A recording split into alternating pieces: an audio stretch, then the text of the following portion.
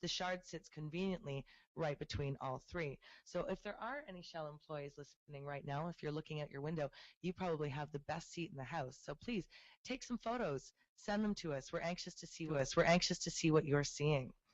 Exactly. So this is all about, and oh, look at this. This is, I believe, from one of Whoa. the head cams. Yes. And even looking at this photo just gives me goosebumps. You can see, I guess that is that London Bridge station there, or below them. You can see that this is the head cam, and you can see that, so they're using, I believe that's the hand jammer. Yeah, that's right. And they've got a little foot loop that they're using to push themselves up as they go. But you can see that in action, can't you? So you bring your knee up in the foot loop and then release the hand jammer and take it up to get further up the rope, and you slowly make your way up, as we can see the 8:10 to Orpington snaking past them in the background there. It is, I mean, I've done a bit of climbing, Jess, in the Greenpeace warehouse, getting up to the roof, which is a few meters, basically knocked me out for the best part of a fortnight. It is incredible what this team is doing. I just can't imagine what they're feeling right now. I can sort of feel it in the bottom of my feet, like when you stand on the edge of a tall building. And you can see she's looking up right now, so you can see the climbers above her.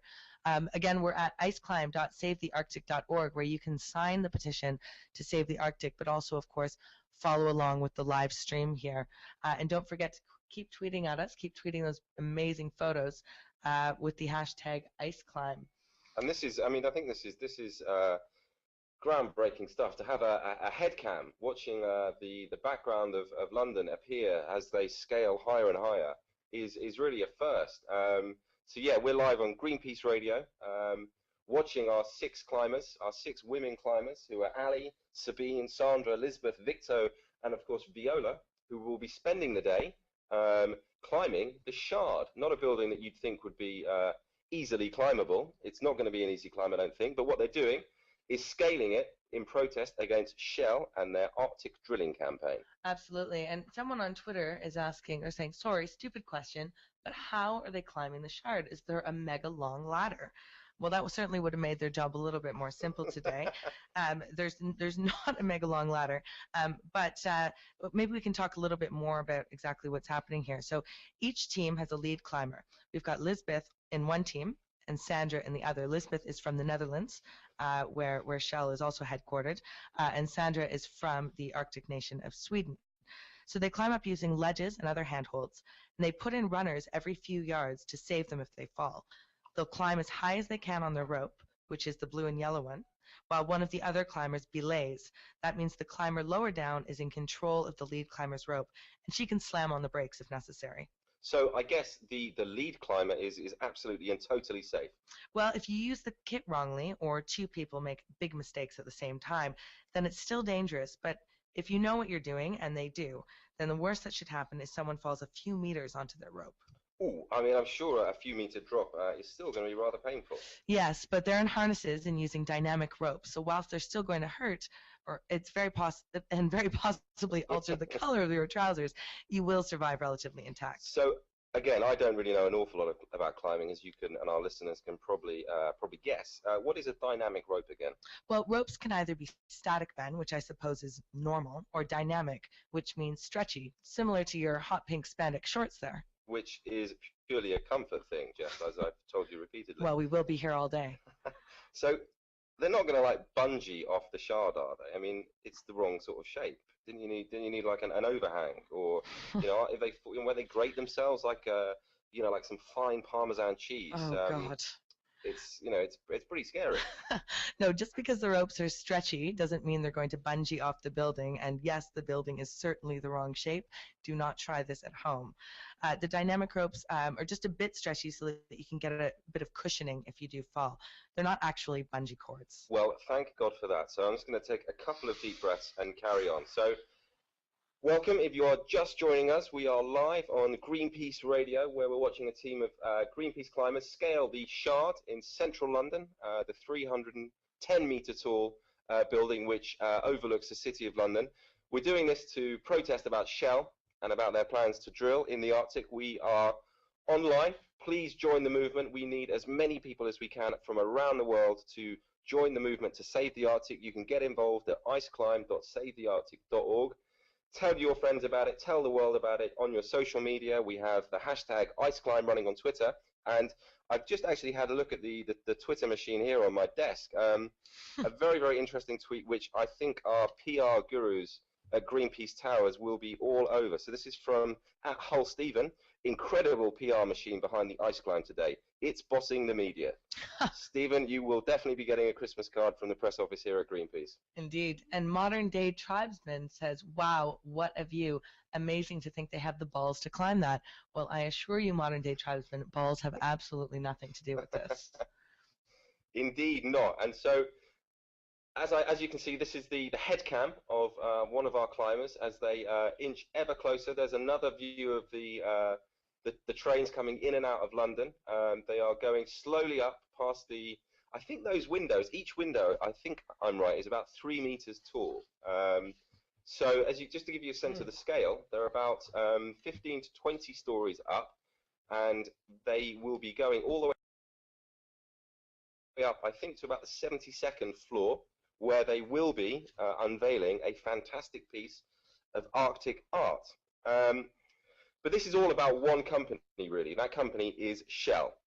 Shell's the second largest company in the world in terms of revenue, the amount of money they get in, and has been spearheading the efforts by Western companies to extract oil from the Arctic seabed. But its attempts to drill off the coast of Alaska last year were an unmitigated disaster, and the company was forced to pack up and retreat from the region after a long list of blunders and setbacks. These included an early stop to drilling operations caused by floating ice, vital safety equipment being crushed like a beer can during a test, a fire on board one of their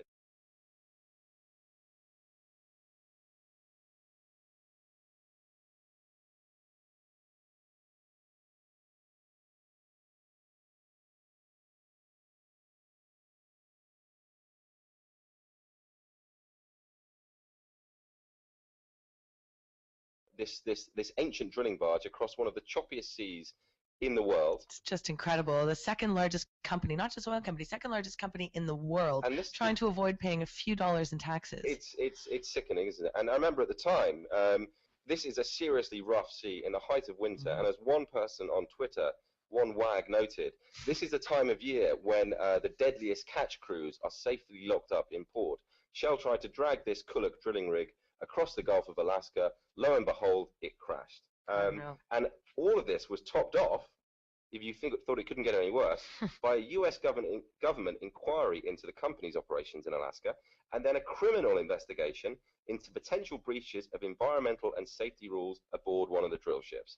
So after sinking $5 billion into the project without managing to extract even one drop of oil, Shell has paused its operations in Alaska and instead moved its Arctic drilling ambitions to Russia by striking up a partnership with the company Gazprom, who you may recognize from the Champions League matches.